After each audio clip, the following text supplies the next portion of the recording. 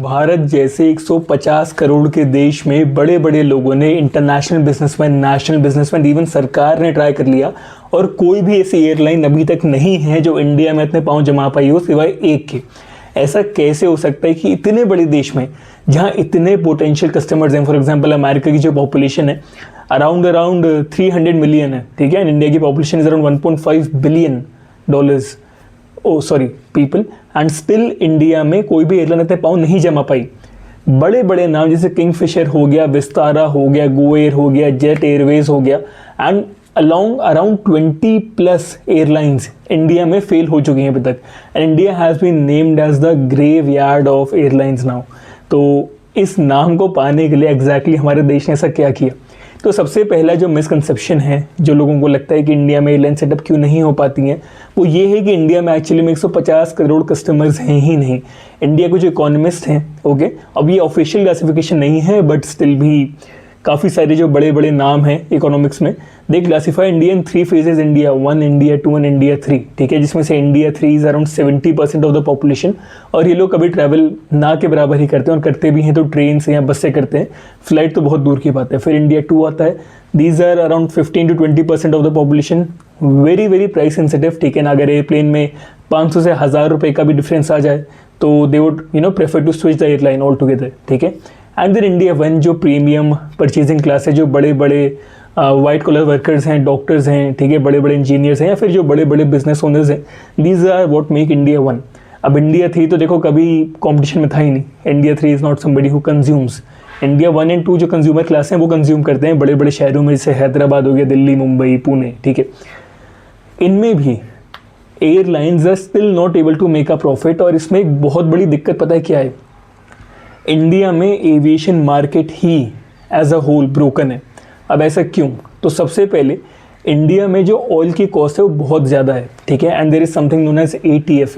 ATF is aviation turbine fuel, ठीक है। Not does it only cost a lot, इसके ऊपर जो टैक्सेस होते हैं वो भी बहुत ज़्यादा होते हैं, और जो इंडिया की एविएशन इंडस्ट्री है वो बड़े बड़े टैक्सेस पे करने के अलावा फॉरेन कंपटीटर्स के साथ भी कम्पीट करती है, ठीक है, जिनके पास इतने टैक्सेस नहीं होते, and that is why they are not really able to expand as much. अब दूसरा रीज़न ये है कि सरकार भी इतनी सपोर्टिव नहीं रही है एविएशन इंडस्ट्री से। अब सपोर्टिव होना तो बात की बात है, सरकार का जो खुद का ब्रांड था, ठीक है, जो एयर इंडिया का ब्रांड था, वो खुद सरकार मैनेज नहीं कर पाई, और Air India almost majority of its time has been in डेप्ट and not functioning that well. In fact अब टाटाज, जिनसे सरकार ने ब्रांड खरीदा था, ठीक है, एयर इंडिया का, दे आर कमिंग बैक, ठीक है, सरकार ने उन्हें एक पोर्शन बेचा है, and they are trying to rebound the whole airline, but well let's see what happens. अभी के लिए जो एक अकेली एयरलाइन है that has really got some foothold in India, वो इंडिगो है। कैसे है बाद में डिस्कस करते हैं, बाकी सारे क्यों नहीं कर पाए, लेट्स सी। दूसरी चीज़, जो भी एयरलाइन की कॉस्ट होती है ना, जो भी लीज करने की कॉस्ट है या जो भी खरीदने की कॉस्ट है एयरप्लेन को, मेंटेनेंस की कॉस्ट है, फ्यूल की कॉस्ट है, इसके अलावा जो भी रिपेयर की कॉस्ट है, वो सारी की सारी जो कॉस्ट होती है, शिपिंग की कॉस्ट है, वो सब की सब डॉलर्स में पे करी जाती हैं। अब इसमें क्या दिक्कत है? अगर डॉलर्स में पे करते भी हैं तो द पॉइंट इज कि अगर रुपए थोड़ा सा भी गिर गया, ठीक है ना, डॉलर के अगेंस्ट में, तो जो कॉस्ट एक्सपोनेंशियली बढ़ जाती है। फॉर एग्जाम्पल 70 रुपये से लेकर के 92 से 94 रुपीज़ चल रहा है अभी पिछले 8 से 10 साल में, इतना डिफरेंस। अब ये सोचो कि $1 के लिए, ठीक है ना, जब आपकी जो कॉस्ट है वो मिलियंस ऑफ डॉलर्स में हो, तो फिर रुपए से मल्टीप्लाई करके कितनी ज़्यादा बढ़ जाएगी। अब इसे आप 365 दिल से मल्टीप्लाई कर दो, then we arrive at an astronomically huge number. इस नंबर के साथ खेल पाना बिजनेस में बहुत ज़्यादा रिस्की और ऑलमोस्ट एक इम्पॉसिबल सी चीज़ है, बिकॉज छोटे छोटे प्रॉफिट्स कमाने के लिए आपको इतना ज़्यादा इनपुट देना पड़ेगा, एंड एक छोटी सी गलती हज़ारों करोड़ का प्रॉफिट एक साथ आपको वाइप आउट करती है, ठीक है। तो ओके, करेंसी एक्सचेंज की प्रॉब्लम हो गई, एविएशन फ्यूल की प्रॉब्लम हो गई। तीसरी प्रॉब्लम क्या है? तीसरी प्रॉब्लम ये है कि भारत का कस्टमर पैसे नहीं खर्चना चाहता। अब इसमें कोई सही या गलत बात नहीं है, बट दिक्कत ये है कि अब आप एक बिजनेस चला रहे हो और आपका जो कस्टमर है वो पे ही नहीं करना चाहता, तो it becomes very difficult for you to run the business, right. अगर आपने 500 रुपये ज़्यादा रखे हैं किसी एयरलाइन की सीट के, ठीक है ना, और दूसरी एयरलाइन ने 500 रुपये कम रखे हैं, तो you will lose customers in bulk, क्योंकि जो भी इकोनॉमी की सीट्स हैं वो तो अक्की भरने से रहीं, अधिकतर जो कस्टमर्स हैं वो तुरंत दूसरी लैंग्वेज फेवर कर जाएंगे इतनी छोटी छोटी प्राइस रेंजेस में। एंड दिस इज बिकॉज जो इंडिया 2 है, जो मैंने वीडियो के स्टार्टिंग में मेंशन किया था, it is very very sensitive to price.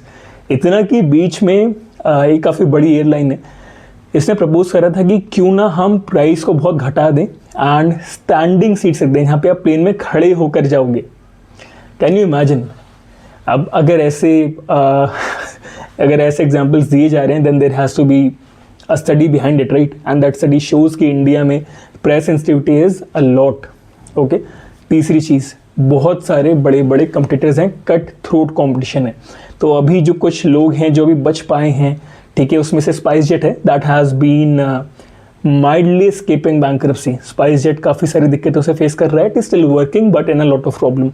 Vistara तो बंद हो गया, टाटा ने उन्हें खरीद लिया था। It is merging with air India and Vistara को एक प्रीमियम क्लास दे दिया गया है एयर इंडिया का ही। अब one more airline that failed by trying to get a premium outlook in the Indian market was, guess it right, Kingfisher. Kingfisher Vijay Mallya की airline है। Vijay Mallya is pretty famous for frauds in the Indian market, right? Kingfisher ने भी try करा था कि एक premium airline बनाई जाए इंडियंस के लिए, ठीक है, यहाँ पे शैम्पेन एंड सारी प्रीमियम सर्विसेज दी जाएं, but it could not work. Kingfisher collapse. Another airline that collapse, Sahara. None of them could work. And Indian aviation market में द ओनली, अच्छा, one more airline, Go First ने क्या try करा था कि हम ह्यूज एक्सपेंशन करेंगे, ठीक है, will expand very fast and they took a lot of डेप्ट एंड देन दे डाइड, ठीक है। एविएशन इंडस्ट्री में द प्रॉब्लम इज दैट डेप्ट kills you, GST on the fuel kills you, fuel itself kills you, and cut throat competition. But there is one more thing, external factors. A single bad air for your airline can be destructively devastating, and I mean the word, बहुत हालत ख़राब हो जाती है अगर, अब जैसे outside event मतलब क्या, तो फॉर एग्जांपल आप ये लेके देखो कि अगर आपके पास एक कोविड का साल आ गया, ठीक है, यू लूज़ हज़ारों करोड़ रुपए, ठीक है, बिकॉज एयरप्लेन्स को ग्राउंड करने की कॉस्ट अलग आती है, ठीक है ना, उसके बाद उनकी मेंटेनेंस की कॉस्ट तो आएगी, आप फ्लाई तो कर नहीं रहे हो, वो अलग सी चीज़ है, airport charges, hangar charges, all of these included, ठीक है ना, and while earning nothing you are just losing money for having an aircraft that is standing and doing nothing, ठीक है। स्टाफ की चार्जेस भी आती हैं, कुछ टाइम तक आप एक साथ सारे स्टाफ को तो फायर कर नहीं सकते, राइट, तो all of this adds on and a single bad year can wipe out your whole business. COVID के टाइम में बहुत सारी airlines almost came to their knees, ठीक है, even IndiGo suffered huge losses, but IndiGo के पास एक ऐसा बिजनेस मॉडल है जिसने इंडिगो को अब तक बचा के रखा हुआ है। Indigo is one of the exceptions in the Indian aviation market and how it is working will discuss any day. इसके अलावा अगर ऑयल प्राइस में थोड़ा सा भी फर्क आता है ना, तो इंडियन एविएशन में एयरलाइंस बहुत वास्टली इफेक्ट होती हैं, बिकॉज कुछ फिक्स्ड कॉस्ट हैं एयरलाइंस की जो उन्हें पे करनी ही करनी है। If they don't pay it they can't fly, ठीक है ना, एंड अगर थोड़ी बहुत भी सीट्स खाली जाती हैं तो एयरलाइंस को इवेंचुअली कंपाउंड करके काफ़ी लॉसेस सफ़र करने पड़ते हैं, ठीक है। अब जैसे फॉर एग्जांपल 2022 में जब रशिया यूक्रेन की वॉर स्टार्ट हुई थी एंड ऑयल राइज्ड, तब एयरलाइंस को काफ़ी नुकसान हुआ था, ठीक है, and it has been a trend हमेशा से ही।